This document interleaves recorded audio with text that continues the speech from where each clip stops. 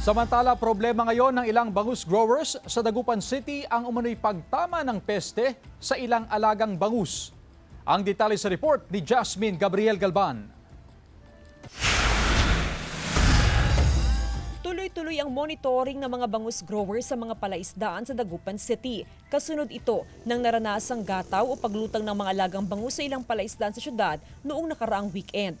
Problema ngayon ng ilang bangus grower at ng City Fisheries and Aquatic Resources Management Council o CPARMC ang tila pagtama ng peste sa mga alagang bangus.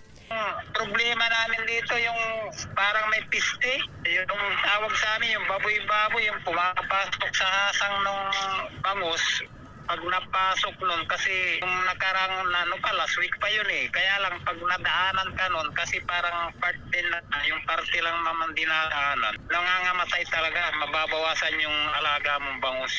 Tila maliliit na kuto raw o parang maliliit na uod ang pumapasok sa hasang ng bangus na nagiging sanhi ng paghina ng alagang bangus. Sa pakikipag-ugnayan ng CPARMC sa mga bangus grower, maliit na porsyento lang naman ang tila tinamaan ng peste. Nakikipag-ugnayan na raw sila sa BFAR para malawakang mamonitor ang sitwasyon.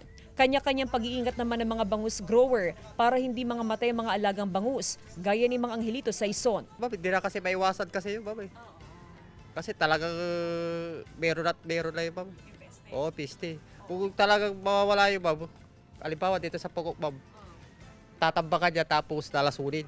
Wala pang pahayag sa ngayon ng BFAR Region 1 kaugnay sa tila pagtama ng peste sa ilang alagang bangus. Samantala, sa monitoring ng Samahang Magbabangus ng Pangasinan o sa MAPA, nananatiling matatag ang supply ng bangus sa probinsya. Andyan pa rin ang production level natin. Okay naman tayo, ma'am, with regards to the supply. Kasama si Daryl Peralta, Jasmine Gabriel Galban, One North Central Luzon.